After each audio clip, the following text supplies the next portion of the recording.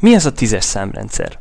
A 10-es számrendszert más szóval decimális számrendszernek nevezzük, ami a latin decimális szóból származik.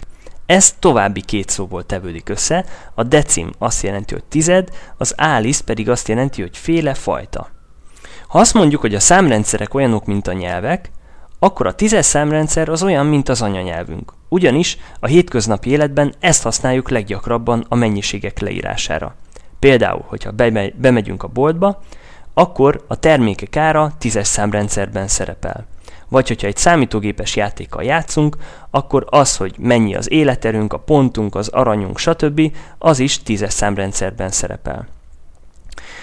A 10-es számrendszer onnan kapta a nevét, hogy a számok leírására 10 jegyet használ, amit itt a képen látok, 0-tól 9-ig.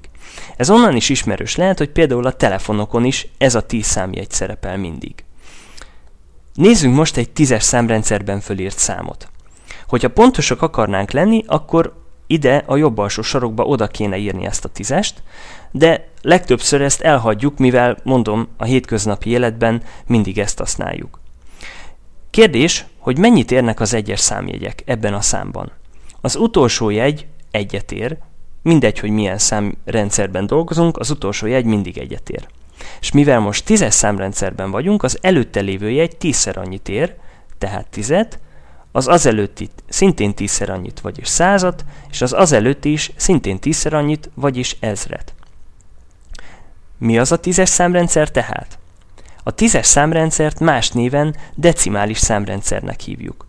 A 10-es számrendszer olyan, mint az anyanyelvünk. Ez az, amit a hétköznapi életben leggyakrabban használunk. A 10-es számrendszerben minden számot 10 számjeggyel írunk le, a 0-tól a 9-ig. Egy 10-es számrendszerben felírt számban minden számjegy 10-szer annyit ér, mint az előző.